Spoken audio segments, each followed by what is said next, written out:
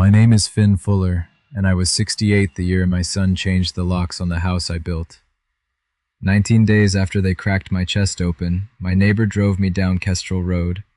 Everything I owned was out on the lawn in the rain. My tools, my wife's cedar chest swollen and split.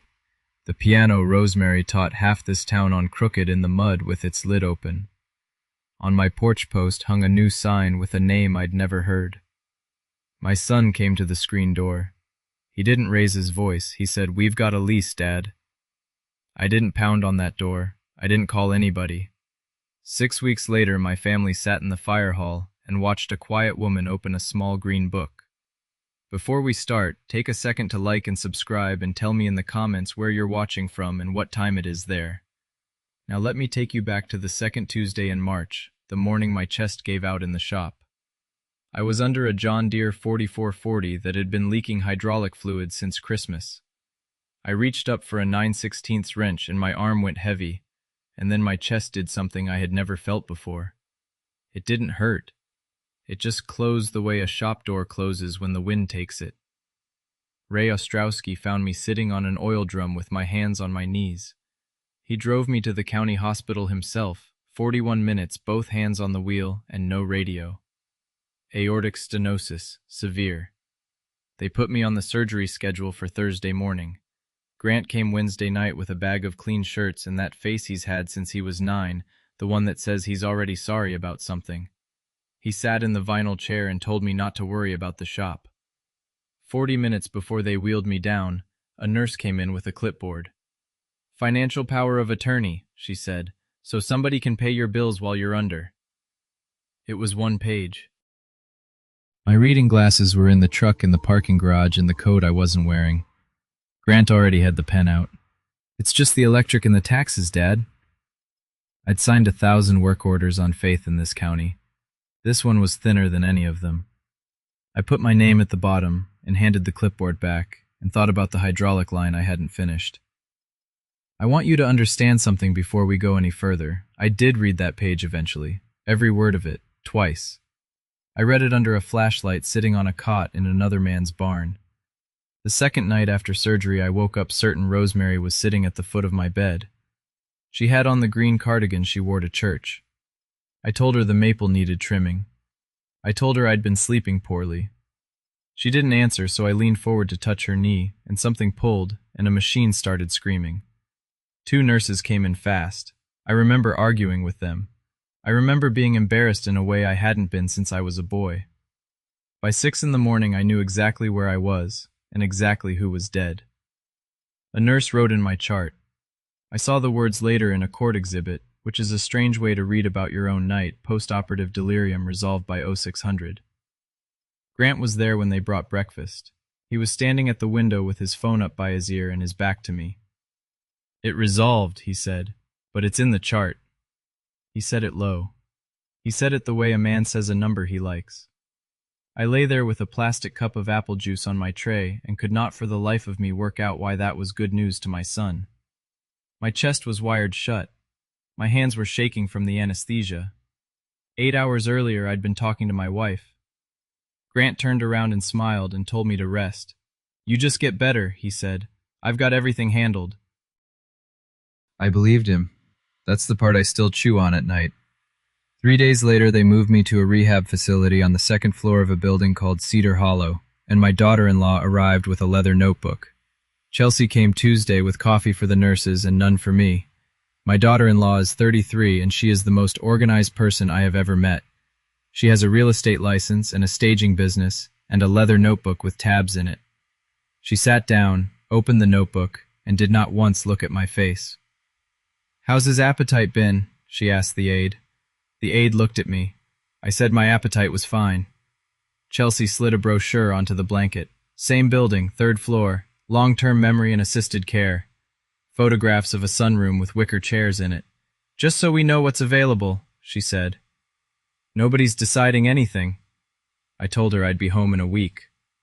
"The mail's being forwarded to the house," she said, "so nothing piles up." I hadn't asked for that. I said so.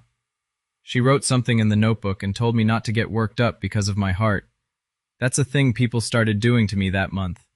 They'd bring up my heart the way you'd bring up a dog that bites. She left at 4. At 4:20, my granddaughter Sadie texted me, "Grandpa, call me when they're not there." I typed back with one finger. 19 years old, works the breakfast shift at the Blue Sky, tells the truth even when it costs her. Call you tonight, kiddo. My phone died at 7. My charger was on the nightstand at 41 Kestrel Road, in a house I had not seen in 13 days, and there was nobody in that building I could ask to go get it. I lay there listening to a cart squeak down the hall and thought about my front porch. Let me tell you about that porch because you need to see it before it's gone. I put the footings in myself in the spring of 1979. Rosemary was pregnant with Beth, and she sat in a lawn chair with a jug of tea and told me the front steps were crooked. And they were. I poured them again. I cast the house numbers in the shop that fall. Brass for inches of 4 and a 1. You can still see my file marks on the back of the 4. Rosemary taught piano in the front room for 22 years. $6 a lesson, then 8. There are people in this county who play at church every Sunday because my wife made them practice scales at that upright with the sun coming through the west window. She died 4 years ago in October. Ovarian. I kept the house exactly the way she had it, which my sister Loretta thought was unhealthy and I thought was nobody's business. 2 other things were happening in Marlow Bend that spring, and at the time, neither one meant a thing to me. The village council was fighting about short-term rentals. Somebody had bought the old Hensley place and put it on the internet by the night, and there'd been a bonfire and a noise complaint, and now there was a draft ordinance and a lot of people at meetings. And Doreen Mackey down at the Savings and Loan notarized a title transfer for me on a truck I sold in February. She wrote in a little green book while I stood there. "What's the book for?" I asked her. "It's the law," she said, "and it's my memory." I laughed at her. I want that on the record. I laughed. My discharge got pushed twice, first to Friday, then to the following Wednesday. Nobody would tell me why in a straight sentence. The therapist said I was doing great.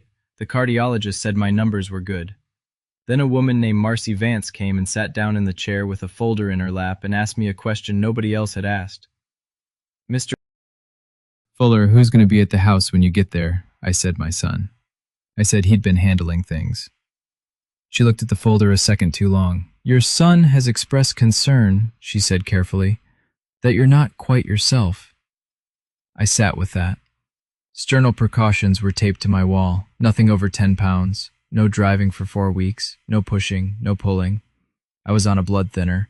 I couldn't lift a bag of water softener salt. That was true. That was all true.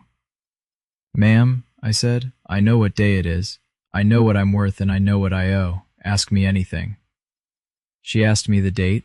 She asked who was president. She asked what I'd do if I got home and couldn't get in. That last one landed strange. I said I'd go to Ray's. Marcy closed the folder. "I'm going to file something," she said. "It's routine." She didn't say to who. She didn't say what. I have thought about that woman 100 times since, and I have never been able to thank her properly. That night I did the math. 13 days. I hadn't seen my own house in 13 days.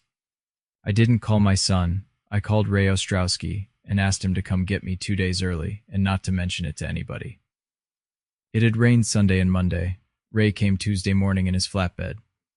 We turned off the state route onto Kestrel, and I saw it from 300 yards out, and my first thought was that somebody had died and there was an auction. My tool chest was in the yard, Snap-on 41 years of my life in 11 drawers, sitting open in the grass with an inch of water in the top tray. My workbench, boxes with my handwriting on them. The recliner Rosemary bought me the year I turned 60, face down in the mud like something shot. And the piano. The 1962 upright was out by the flower bed, tipped maybe 15 degrees where the legs had sunk, lid open. Con's gone gray and swollen at the ends. 2 nights of rain and the soundboard of the instrument my wife taught on for 22 years. Ray stopped the truck and neither of us moved. The brass numbers were off my porch post, black modern ones in their place screwed in crooked, and above them a routed wooden sign stained and sealed, "The Kestrel Farmhouse." Chelsea came out with a dish towel over her shoulder like she'd lived there her whole life. "You're early," she said. I got out slow, 10 pounds, no pushing, no pulling. I stood in my own driveway with a cane I hated and could not pick up one single thing that belonged to me. "The neighbors have been very supportive, Finn," she said. Cars went by on Kestrel. 2 of them slowed. "That's my wife's piano," I said. Chelsea looked at it like it was a couch on a curb. "We're getting a dumpster Thursday," she said. Then the screen door opened again and my son stepped out onto my porch. Grant is 35. He was a soft kid and he is a soft man, and I have loved him every day of his life. He didn't come down the steps. He stood behind the screen with his hands in his pockets. "Dad, you were supposed to be at Cedar Hollow till Thursday." I said I'd like to come inside and sit down. "I can't do that," he said. I asked him why not. "We've got a lease, Dad." He said it gently, like he was telling me about a diagnosis. "It's all legal. I can show you." I put my hand on the porch rail I sanded in 1979. The lock on my front door was new, bright brass no wear on it, a Schlage. I could see the fresh shavings on the threshold where somebody had chiseled out for a bigger strike plate and hadn't swept. That's what got me. Not the sign, the shavings. "Grant," I said, "look at me." He looked at the mailbox. Ray got out then. Ray is 71 and he sells feed and he has never in his life raised his voice. He said, "Get the truck loaded, Finn." And he made 2 phone calls, and inside of an hour, there were 3 men from the feed store carrying my life across the road into Ray's hay barn. I wasn't allowed to lift anything, so I stood in the drive and pointed. That's what I did with the whole first day. I pointed. They set the piano in the middle of the barn floor on 2 pallets, and it made a sound going down all the strings at once, like it was clearing its throat. I slept on a cot beside it. At 2 in the morning, an envelope came sliding under the barn door. It was a manila envelope with my name on it in Chelsea's handwriting. Inside was a photocopy. Residential lease agreement. Property 41, Kestrel Road, Marlow Bend, Ohio. Tenants Grant A. Fuller and Chelsea M. Fuller. Term 10 years. Rent $1 per year, payable annually. I read the signature line 4 times with a flashlight in my teeth. Finn Fuller by Grant Fuller, attorney in fact. There was a notary stamp under it, dated 11 days after they wheeled me down the hall. I sat on that cot a long while. The barn smelled like hay and wet varnish. Somewhere behind me, the piano was drying out and cracking one small tick at a time like a stove cooling down. Then I got up and went through the boxes until I found the Folgers can. Everything I've ever owned on paper lives in a coffee can. Rosemary's death certificate, the deed, my discharge papers, and folded in thirds the page from the clipboard. 1 page. I put my glasses on and read it under the flashlight twice the way I told you I would. Limited financial power of attorney. Scope banking and bill payment during hospitalization. That's it. That's the whole grant. 9 words of scope typed by a hospital for a man going under anesthesia. I understood then that the problem was never the signature. The signature was mine. The problem was that somebody had taken a key cut for the mailbox and used it on the front door. I sat with that until the light came up gray in the barn windows. What I did not know yet, what nobody had told me, was that a piece of paper can be dead and still get used one more time. I called the sheriff's office at 8. Deputy Kessler came out at 10:30. Young fellow, polite, took his hat off in the barn. He read the lease standing up, and I watched his face go from concerned to careful.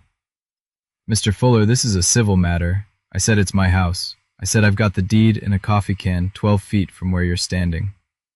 "Yes, sir, I believe you." He handed the lease back. "But they're in possession. There's a document. I can't remove anybody today."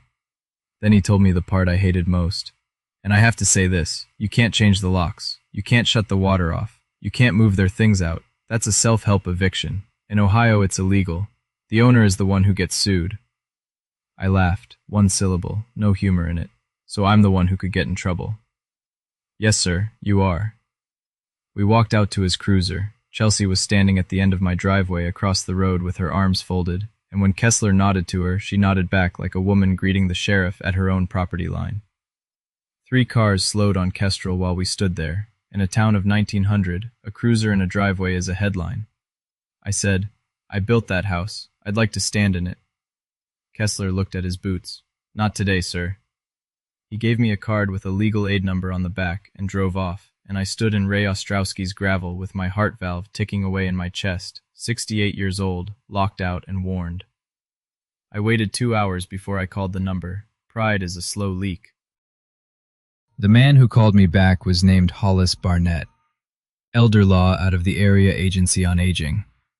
58 sounded like a man reading a gauge. I told it in order: the clipboard, the scope, the lease, the $1 a year. He was quiet a beat. "Read me the scope line again." I read it. "All right," he said.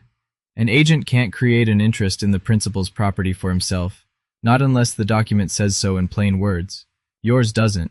That lease is almost certainly void." I sat down on a hay bale. "Then I can go home." "No." "Say again?" "They're in possession, Mr. Fuller. Void or not, you have to go through the process. 3-day notice, then a forcible entry and detainer filing, then a hearing date. In this county, 6 to 10 weeks. 10 weeks. I'd be sleeping in a barn until June. I asked him what to do first. "Revoke the power of attorney in writing, get it notarized, record it with the county recorder so it's public and dated, send certified mail to both of them, return receipt." I wrote it all on the back of a feed invoice. Then Hollis said the thing that kept me up. "Mr. Fuller, people who do this are usually a step ahead. Expect that." "A step ahead how?" He didn't answer right away. 2 seconds is nothing in a conversation. It's a long time on the phone. "Just document everything," he said. "And Mr. Fuller, don't get into it with them in the yard. Not once." I told him I wasn't a yard man. "Good," he said, "because they'll be counting on you being one." My daughter called that night from Fort Collins. Beth is 40. She's an ICU nurse, which means she has heard every version of bad news and doesn't flinch at any of them. She listened to the whole thing without interrupting, which cost her something. "Dad, get on a plane. I've got the spare room and a good cardiology group here." It was a good offer. It was the right offer from the right kid, and part of me wanted it so bad my throat hurt. "No," I said. "Because you're stubborn." "Because of the address." She waited. "I tried to explain it and did a poor job, so let me do it better here for you. If I get on a plane, then in 6 months when somebody asks what happened, the answer is that Finn Fuller moved to Colorado. That's it. That's the whole story. Nobody looks any further. A man who leaves has agreed to something, whether he means to or not."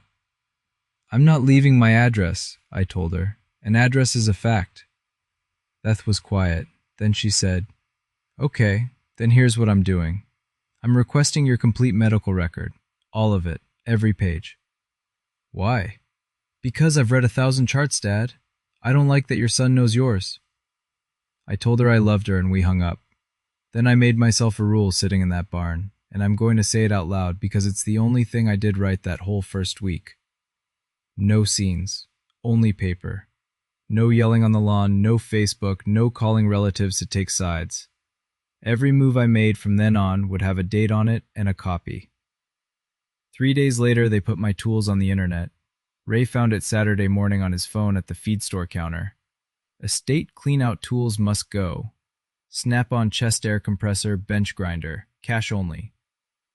There were 7 photographs. 2 of them had my barn wall in the background, so they'd been taken before the truck came, which meant it had been listed while I was still at Cedar Hollow eating applesauce. Estate cleanout. That's a phrase you use when somebody's dead. I couldn't drive for another 11 days, so Sadie took her lunch break and drove me in her Corolla with the check engine light on. Chelsea had the tailgate down in the driveway of my own house. 2 men from over by Belleville were looking at my chest, and one of them was Denny Vaughn, who I put a clutch in for in 1998. Denny saw me get out of the car, and his whole face changed. "Finn?" "Morning, Denny." Chelsea didn't blink. "400, she said, and it goes today." I paid her $400 cash for my own tool chest in front of a man I'd known for 30 years. And Sadie and Denny loaded it into Denny's truck because I wasn't allowed to lift it. "He's not managing well," Chelsea told Denny while they worked. "We're just simplifying things for him." Denny didn't say a word. He shut the tailgate hard enough that I felt it. Grant never came outside. His truck was there. The curtain in the front room moved once. On the way back, Sadie kept both hands on the wheel and stared straight down the road. "She was at the copy shop Thursday," she said, "printing something. I saw the receipt in the truck." "Printing what?" "30 copies," Sadie said. Monday morning, I put on a clean shirt and Ray drove me to the courthouse. Doreen Mackey met us at the Savings and Loan first. I laid the revocation on her desk, one paragraph typed by Hollis, no adjectives in it anywhere. I signed, she stamped, and then she opened the green book and wrote the date and my driver's license number and the name of the document. She didn't look up while she wrote. "Finn," she said, "he came in here on the 21st. I waited. "With that power of attorney, to sign as your agent." Her pen stopped. "I asked him twice if you knew what he was signing. I write down what people answer." "What'd he say?" She turned the book around so I could read her handwriting. "Signer states principal is aware and consents. Signer would not answer whether principal had read document. Notarized signature only." Then she said the sentence I've thought about ever since. I notarize signatures, Finn. I don't notarize permission. We walked 2 blocks to the county recorder, $11. A clerk named Peg time-stamped the revocation and put it in the public record and handed me back a copy with a stamp on it, purple ink, the date, and the hour. I looked at that stamp in the hallway for a good long minute. It was the first thing in 3 weeks that was mine and could not be moved onto a lawn. Then the post office. 2 certified letters, return receipt requested, one to Grant and one to Chelsea. Green cards, $4.95 the piece. 9 days later, one of those green cards came back to Ray's mailbox with Chelsea's signature on it. I put it in the coffee can and said nothing to anybody. My sister Loretta called it a family meeting. Fellowship Hall, First Methodist, Wednesday at 6, coffee in the big urn, and a store-bought cake nobody cut. 11 people. 2 of my cousins drove down from Ashland. They put me in the chair in the middle, not at the head, the middle. Loretta is 63, and she has run every funeral in our family since 1994, and she opened this one the same way. "We're here because this has gone far enough," she said. "Finn, you're embarrassing that boy in front of this whole town." Grant sat on the folding chair beside her and cried. He's always been able to do that. It isn't fake, that's the thing. It's just available. Chelsea handed out papers, 30 copies, stapled, a header at the top, timeline of Dad's decline. March 14, confusion in ICU. March 22, refused rehab placement. April 2, sleeping in a barn. April 9, purchased his own property with cash. I read my own life turned inside out on one page while my aunt's cousin nodded along.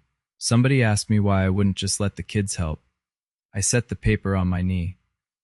"I'll answer every question," I said, in writing, with my lawyer copied. The room made a sound. You know the one, air going out of a bag. "Lawyer," Loretta said like I'd said a filthy word. "Family doesn't sue family. Family doesn't put a woman's piano in the rain," I said, and that was the only sharp thing I said all night. I got my coat. Loretta walked me to the door and her voice dropped so nobody else caught it. "Sign what they give you, Finn. Before Friday." I said, "What comes Friday?" She wouldn't look at me. I want to stop the story right here for a second. 11 people in that basement. Coffee, a cake nobody ate. And not one of them, not one, asked me what the lease actually said. If you've ever sat in a room where everybody had already decided about you, put the word basement in the comments and tell me how old you were. And if you want to know what showed up on Friday, hit subscribe now.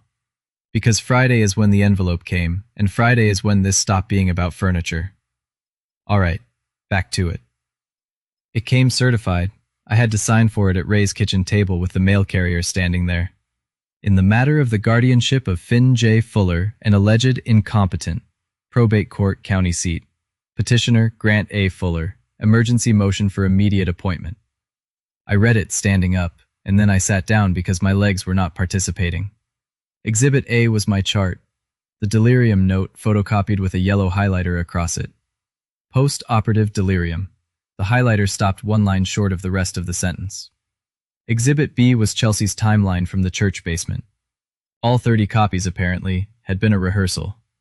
Exhibit C was a list titled, Recent Concerning Behaviors. Sleeping in a neighbor's barn. purchasing his own property with cash from family members, refusing to open mail forwarded to his residence, retaining an attorney against his own son. I read that list 4 times. Every single item on it was something they had made happen. They'd locked me out so I slept in a barn. They'd sold my tools so I bought them back. They'd forwarded my mail to their address so I wasn't opening it. They had built the case out of the damage. If a judge signed it, Grant would control my accounts, my house, my medical decisions, and where I lived. 3rd floor, wicker chairs. Ray read it over my shoulder and set his hand on the back of my chair and left it there. At the bottom was a hearing date, 19 days out.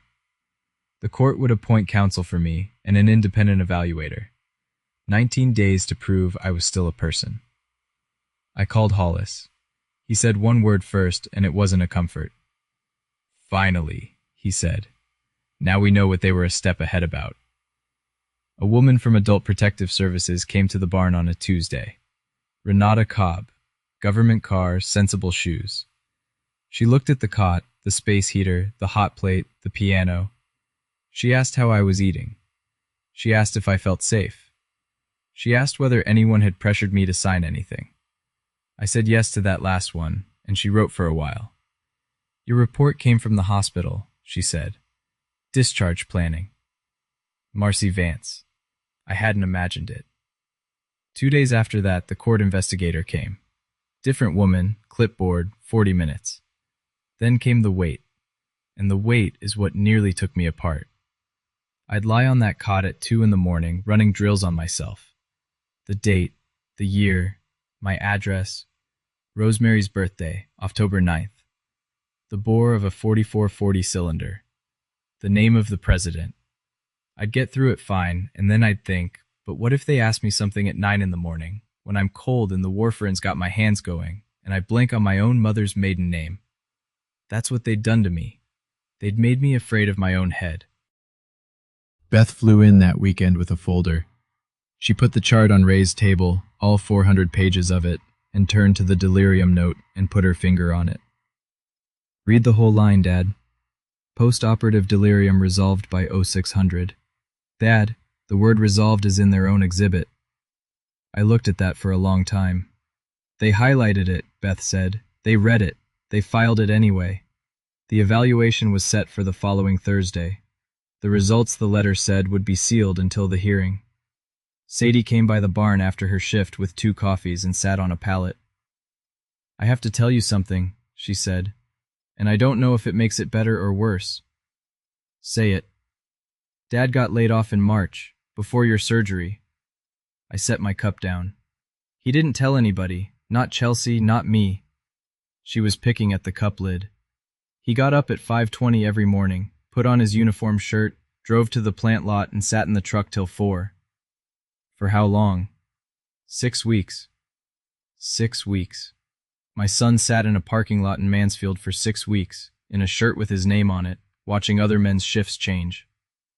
How'd she find out? Fuel card statement, Sadie said. He wasn't going anywhere, same 11 miles every day. Sadie told me the rest of it flat the way you read a work order. $52,000 on a line of credit for the staging business, his name on it with hers. 31 on the truck, 2 payments behind on both. She had the whole plan in 2 days, Sadie said. I heard them in the kitchen. Grandpa's house, 4 bedrooms, off the state route, $3,100 a month in season. And Cedar Hollow. I sat there with my hands around a paper cup and held 2 things at once, and I want to be honest with you about both of them. My son was drowning. That was real. I felt it in my chest next to the new valve. And he looked around for something to hold on to and picked the water I was standing in. Both of those are true. Neither one cancels the other. Then the next morning, Ray got a certified letter from the village. Ray brought it out to the barn, still holding his coffee. Finn, what in the hell is this? Village of Marlow Bend zoning. Notice to adjacent property owners. A short-term rental was proposed at 41 Kestrel Road. Under the new ordinance, every property owner sharing a line with the parcel had to be notified by certified mail. Any written objection within 30 days would kick the application out of the clerk's hands and into a public conditional use hearing. That fight over the Hensley place. The one I'd paid no attention to all spring. They'd passed the thing in February. Ray sat down on a bale. They're renting your house out by the night. Looks like. He wrote his objection that afternoon on feed store letterhead, 6 lines, and drove it to the village office himself. Dale Hutchins, the code enforcement officer, date-stamped it in front of him. 2 days later, the notice went up on the board outside the village office and in the back page of the Marlow Bend Weekly.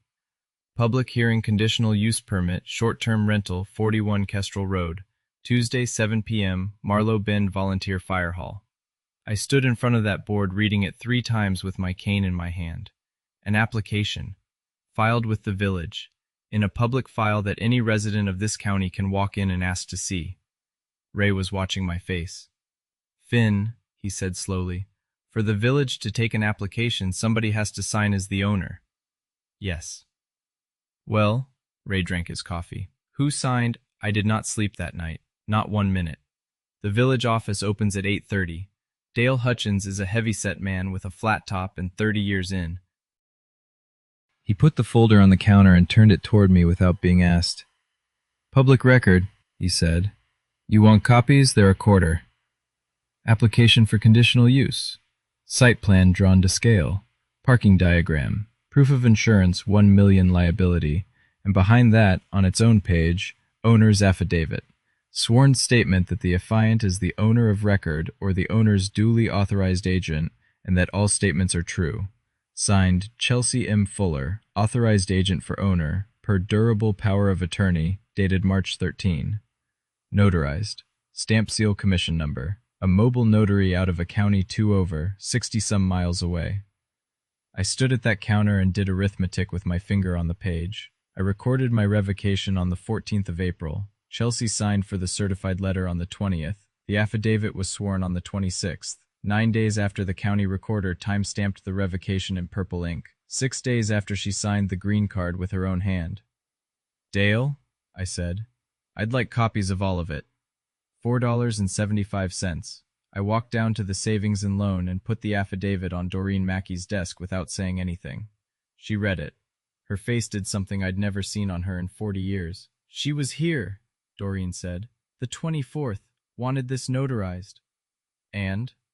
I asked to see the power of attorney. She said it was at home. Doreen closed the folder. I told her to bring it. She never came back. She opened the green book and showed me where she'd written it down. I called Hollis from the sidewalk. He wanted to file that afternoon. I said, wait till Tuesday night. The evaluation results came to Hollis on Monday. He read them to me over the phone in his flat gauge reading voice, and I made him read the score twice. Montreal Cognitive Assessment, 29 out of 30. No evidence of cognitive impairment. Fully oriented, capable of managing his own financial and personal affairs. The evaluator had added a line of her own about the documented Delirium episode having resolved within 8 hours and being a common self-limiting post-operative event in patients over 65. 29 out of 30. I missed one word on a recall list. Velvet. Mr. Fuller, I want to move to dismiss today, Hollis said, and I want to file an emergency motion on the lease. We have the affidavit. That's a sworn false statement in a public filing. No. Sir, Hollis, if you file today, what happens Tuesday? He was quiet. The application gets withdrawn, he said, quietly, before the hearing. And then what happened? Nothing, he said, officially. That's right. I looked out Ray's kitchen window at my house across the road, at the black numbers and the routed sign and the maple I planted the year my daughter was born. For 6 weeks, every person in this town had been handed one story about me and no other. That I was confused, that I was difficult, that my kids were doing their best with a hard situation. Loretta had told it, Chelsea had printed it, and there had been no room in the world where I could put anything next to it. Tuesday night there was going to be such a room with 60 folding chairs in it and a clerk taking minutes. If it happens in an office, it never happened, I told him. Tuesday, it happens in a room. They pushed the pumper truck out into the lot to make room for chairs. 63 people. I know because Ray counted twice the way he counts feed sacks. Folding chairs on painted concrete, the ceiling fan slapping around the smell of coffee scorched onto the bottom of a stainless urn. Evelyn Pruitt, council president, at the long table with 4 other members and a clerk with a laptop. Dale Hutchins against the wall with his folder. The girl from the weekly with a stenopad. Chelsea had foam boards, 3 of them on easels she'd brought herself. A rendering of my house with the porch painted black and string lights in the maple. Revenue projections in a bar chart. A logo. The Kestrel Farmhouse, in a font like an old feed sign. 2 men in quarter zips sat in the front row. Columbus. Her broker, a silver-haired fellow named Doyle, sat beside them, with a leather portfolio on his knee. Grant stood at the back by the coat rack with his hands in his pockets. Loretta sat in the second row on their side. I came in at 4 minutes till and took the last chair in the last row next to Ray, with a thin file folder on my knee and my cane hooked over the seat in front. Chelsea presented for 11 minutes. She was good. I'll say that plainly because it matters. Then she got to the end, and her voice changed a half step, and she said this. My father-in-law is comfortable and cared for. This honors his home. Somebody's chair creaked, then another one. I have never in my life heard a room turn its head so slowly. Evelyn Pruitt looked at her list. We'll open it to public comment. Ray went first. He gave his name and his address and said he'd filed the written objection and that his objection wasn't about noise. It was about who signed the paperwork. Then he sat down. 40 seconds total. Ray has never used a spare word in his life. Evelyn Pruitt looked up. Anyone else? I stood. The cane made a sound on that concrete. Tock, tock. 63 people heard every step of it, and the ceiling fan kept slapping, and I got to the microphone stand and had to lower it because whoever spoke last was taller. Finn Fuller, I said. 41 Kestrel Road. The room went strange. You could feel the arithmetic happening in it. I have 3 pieces of paper for the clerk. I'd ask that they go in the record. Dale Hutchins came and took them from my hand and carried them to the table. First one is a certified copy of the deed, pulled from the recorder's office Wednesday. It has 1 name on it. Evelyn read it and set it down. Second one is a revocation of power of attorney, notarized and recorded with the county recorder. It has a timestamp on it in purple ink. Third one is a green card from the post office, certified mail return receipt. That's a signature on the bottom. Chelsea had stood up. Madam President, this is a personal... Ma'am, Evelyn Pruitt said, not unkindly. He has 3 minutes. I put my hands on the stand. I'm not asking you to punish anybody, I said. I'm asking you to read the dates. Evelyn Pruitt read them out loud, slow. April 14, April 20, April 26. Nobody in that hall breathed. Then a chair scraped in the 3rd row. Doreen Mackey stood up. She had her purse on her arm and her reading glasses on a chain and a small green book in her hand, and she is 5'1". Evelyn, may I say something for the record? Name and address, Doreen. Doreen Mackey, 118 South Bridge. I've been a commissioned notary in this village for 24 years. She put on the glasses. On April 24th, a woman came to my window. She asked me to notarize an owner's affidavit. The property was 41 Kestrel Road. Chelsea sat back down. She did it slowly, which was worse than fast. I asked to see the power of attorney she was signing under. She told me it was at home. I told her to bring it in. Doreen opened the book. I write down what happens. I'll read what I wrote. April 24. Requester unable to produce authority document. Notarization refused. Advised requester to return with original. She did not come back, Doreen said. She closed the book. The affidavit in that folder was notarized 2 days later, 61 miles from here. The sound that went through that fire hall was not a gasp. It was lower than that. 63 people shifting on metal chairs at the same time. Doyle the broker stood up. He clicked his portfolio shut, said something quiet to the 2 men in the quarter zips, and walked out the side door by the extinguisher cabinet. One of them got up and followed him. The other one stayed, and I'll always wonder why. And in the second row, my sister Loretta got up, crossed the aisle, and sat down on the other side. She didn't look at me. She just moved. Evelyn Pruitt called for a motion. A councilman named Purdy moved to deny. Somebody seconded before he finished the sentence. Roll call. 5 names, 5 no's. The application is denied, Evelyn said. Mr. Hutchins? Dale straightened up off the wall. I'll be referring the sworn affidavit in this file to the county prosecutor, in the morning. That's a required step, not a personal one. He said that last part looking at the room, not at Chelsea. She was already moving. She took the middle foam board off the easel and left the other two, and went out the front doors into the parking lot, and the doors banged twice behind her the way fire hall doors do. Grant didn't follow her. I collected my folder and my cane and started up the center aisle, and he was standing in it. Up close he looked like he had the flu, 35 years old, my whole heart in a windbreaker. Dad. 63 people, and every one of them was pretending to look at their shoes. I stopped because he's my son, and I will always stop. You have 8 days to be out, I said. Everything else we do in writing. Dad, just let me explain about the plant. I know about the plant, I said, and I watched that land on him. Sadie told me. 6 weeks in a parking lot. His mouth came open. You could have told me in March, I said. I'd have signed the shop over to you in March. Then I went out past him and Ray held the door, and the cold air in that lot was the best thing I'd felt since surgery. 9 days later, we were in probate court. Judge Wendell Prather has been on that bench 22 years, and he does not hurry. He read the evaluation into the record. 29 out of 30. No cognitive impairment. Capable of managing his own affairs. Then he picked up Exhibit A, the highlighted chart page, and he held it up at arm's length like a man checking a level. Mr. Fuller, he said, meaning Grant. You filed this. Yes, Your Honor. Read the highlighted line for me, all of it.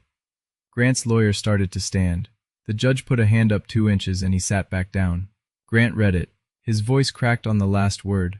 Post-operative delirium resolved by 0600. Resolved, Judge Prather said.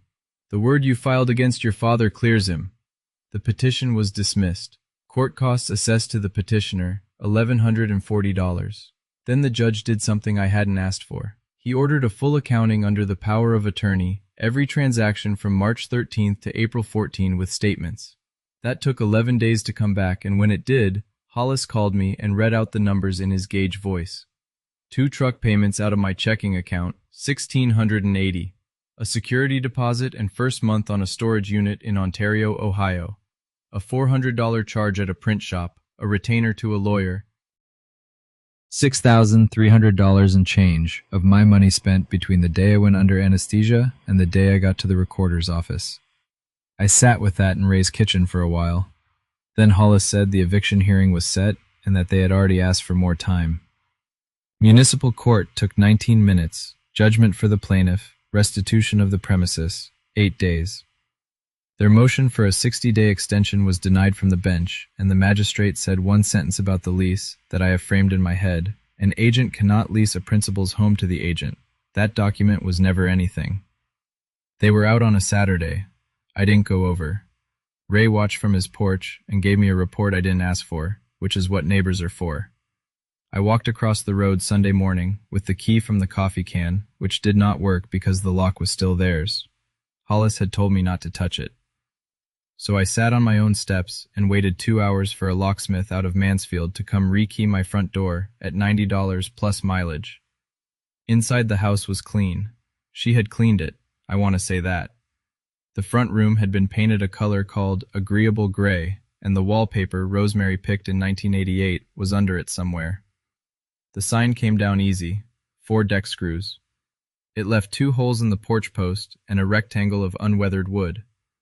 Out front, in the middle of the yard, were 4 sunken places in the grass where a piano had stood in the rain for 2 nights, each one about the size of a coffee cup saucer. You could still see them in August.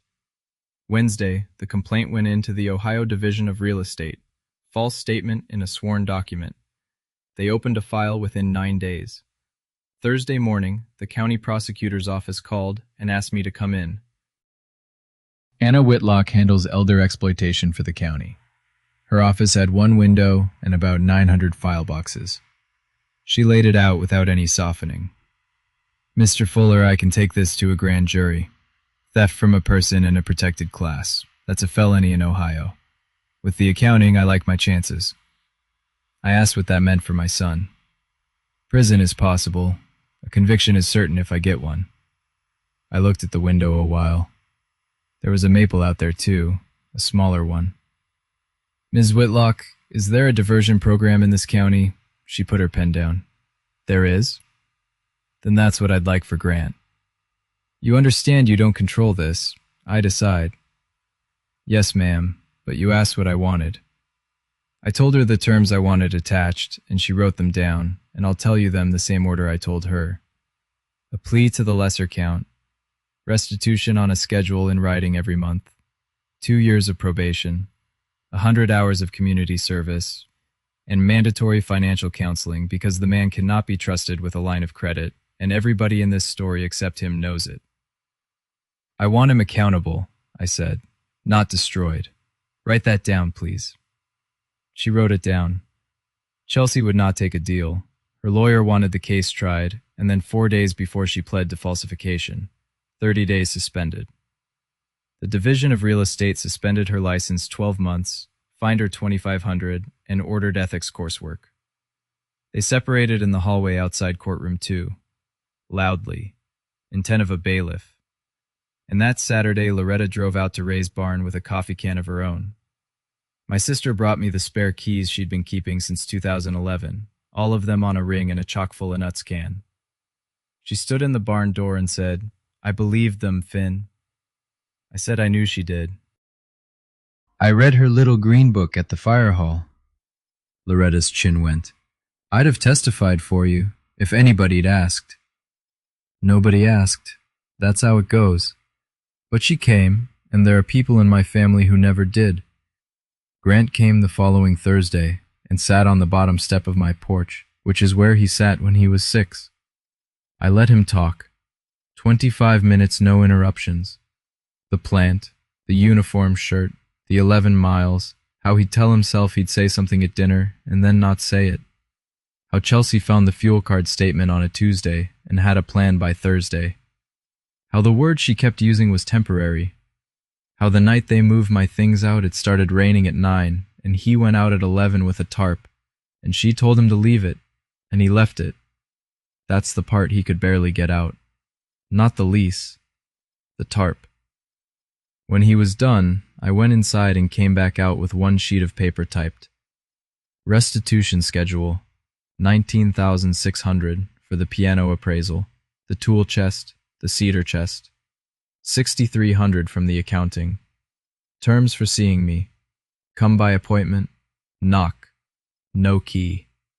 He read it and his hands shook. "When do I get forgiven?" I sat down on the step above him, which took me a while on account of my chest.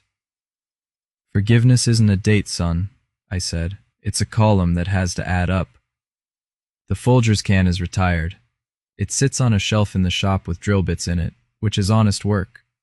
Everything else went into a fireproof box from the hardware store. $49 with a handle on top. Inside a transfer on death affidavit, recorded naming Beth and Sadie. A new power of attorney drawn by Hollis, with 2 co-agents, who both have to sign my daughter in Hollis's office. Neither one can move a dollar alone. An inventory of everything I own with photographs because I learned the hard way that a thing you can't prove is a thing you might not have. And the deed. Certified copy, purple stamp. I want to say one plain thing to anybody listening who's over 60 or who loves somebody who is. Read the scope. That's it. That's the whole sermon. Whatever they hand you on a clipboard, find the line that says what it's for and read that line, even if there's an anesthesiologist standing in the doorway. Sadie moved into the apartment over the shop in June. She pays me nothing and drives me to cardiac rehab 3 days a week, which we both pretend is a fair trade. I finished all 36 sessions. They give you a certificate, which is ridiculous, and I have it on the refrigerator, which is more ridiculous. In July, I walked the half-mile to the end of Kestrel Road and back without stopping. Ray timed me. He said I was slower than a wet week, and then he shook my hand for longer than he needed to. There was one thing left in the barn that whole summer, and I couldn't make myself deal with it. The piano tuner came on the 1st of August. His name was Emmett, and he'd been rebuilding uprights for 30 years, and he was in that barn about 4 minutes before he stopped and took his hands off it. "Mr. Fuller, I'm sorry." The soundboard was cracked in 3 places. The pin block was gone. He said he could put $5,000 into it and it would still never hold a tuning, and he said it kindly, and then he stood there and let me have a minute, which I appreciated. Rosemary's piano died on my lawn while I was in a rehab bed 11 miles away. That's a true sentence, and there's no fixing it, and I'm not going to pretend at the end here that everything came back. It didn't. I took it apart myself over 3 weeks in the shop, with the same tool chest I bought back for $400 cash. I kept 2 things, the walnut lid, which is a beautiful piece of wood, and the keyboard. I built a bench out of them.